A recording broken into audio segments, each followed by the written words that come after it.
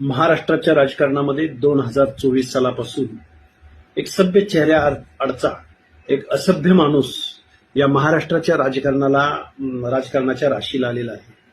त्या माणसाचं नाव आहे देवेंद्र फडणवीस. देवेंद्र फडणवीस हा कधी मास लीडर नव्हता ना. महाराष्ट्रातल्या 5-25 मतदारसंघावरती या माणसाची पकड आहे ना, तिथं लोकप्रिय आहे. या माणसानं महाराष्ट्रामधलं राजकारणामधल्या सभ्य असभ्यतेच्या सर्व पातळ्यांचा एक खालचा दर्जा, खालचा कळस गाठलेला आहे. महाराष्ट्राच्या राजकारणामध्ये 2024 सालापासून मिस्टर देवेंद्र फडणवीस या माणसानं महाराष्ट्राच्या राजकारणातलं एथिक्स संपवलेलं आहे, व्हॅल्यू संपवलेले आहे. ज्या भारतीय जनता पार्टीच्या अत्युच्च शिखरापर्यंत भारतीय जनता पार्टीला ज्या लोकांनी घेऊन गेले, त्या माणसांना म्हणजे पक्षातल्याच प्रामाणिक माणसांना या माणसानं संपवलेलं आहे. चळवळीच्या नेत्यांना संपवलेलं आहे.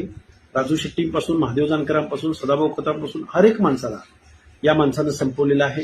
काय माळ्यांची दुखणी आहे, ओबीसीचं नेतृत्व माळ्यांकडून भटगराकडे चाललंय. हे त्यांच्या पोटात भुजबळाची पोरं दोन काय ती कामाची नाही ती. बाकी कुठला कार्यकर्ता भुजबळांनी वर येऊ दिला नाही, पुढे येऊ दिला नाही. मग आता काय करायचं?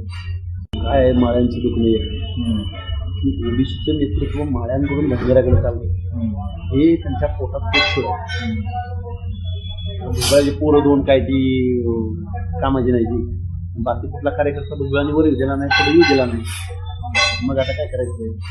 काय माळ्यांची दुखणी आहे, ओबीसीचं नेतृत्व माळ्यांकडून भटगराकडे चाललंय. हे त्यांच्या पोटात भुजबळाची पोरं दोन काय ती कामाची नाही ती. बाकी कुठला कार्यकर्ता भुजबळांनी वर येऊ दिला नाही, पुढे येऊ दिला नाही. मग आता काय करायचं?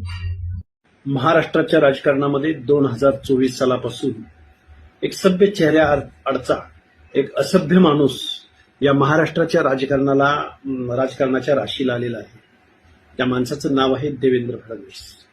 देवेंद्र फडणवीस हा कधी मास लीडर नव्हता ना. महाराष्ट्रातल्या 5-25 मतदारसंघावरती या माणसाची पकड आहे ना, तिथं लोकप्रिय आहे.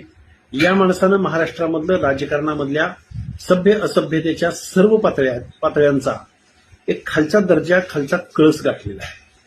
महाराष्ट्राच्या राजकारणामध्ये 2024 सालापासून मिस्टर देवेंद्र फडणवीस या माणसानं महाराष्ट्राच्या राजकारणातलं एथिक्स संपवलेलं आहे, व्हॅल्यू संपवलेले आहे.